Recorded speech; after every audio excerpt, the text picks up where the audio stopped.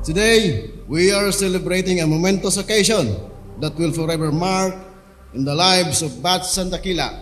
This recognition rites is not just a culmination of a long journey and celebration of success, but a start of another journey in your lives as future law enforcers.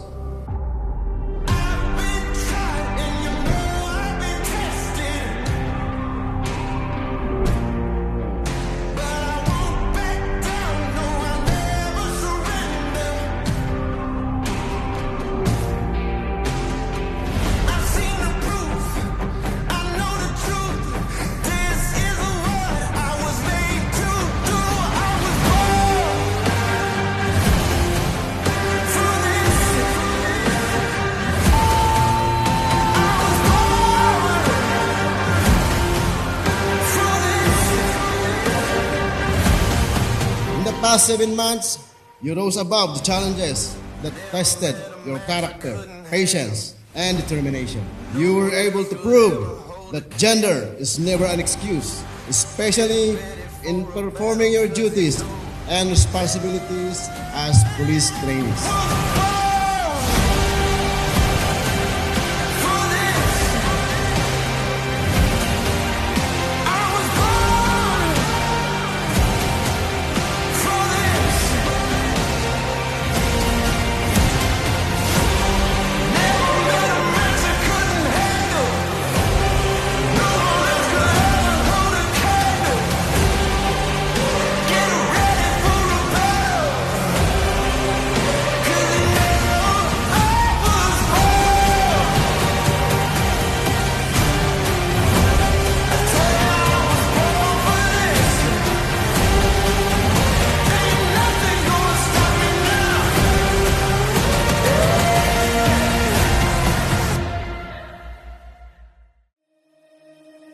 You have undergone rigorous training, both physically and mentally, to equip yourself with the necessary skills and knowledge, basics of policing, and the do's and do's in the police service. Your commitment to the ideals of the PNP and unwavering determination have brought you to this moment of recognition.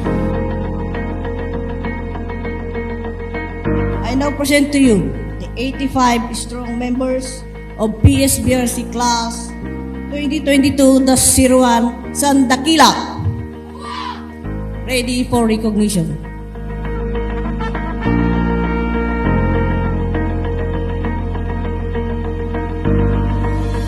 By virtue of the authority vested in me by Police Major General Vinci Vidado Armin Posadas, Director, National Police Training Institute, and in my capacity as Chief National Capital Region Training Center, I now hereby declare that the Public Safety Basic Recruit Course Class 2022-01 San Dakila officially recognized effective this day. Congratulations.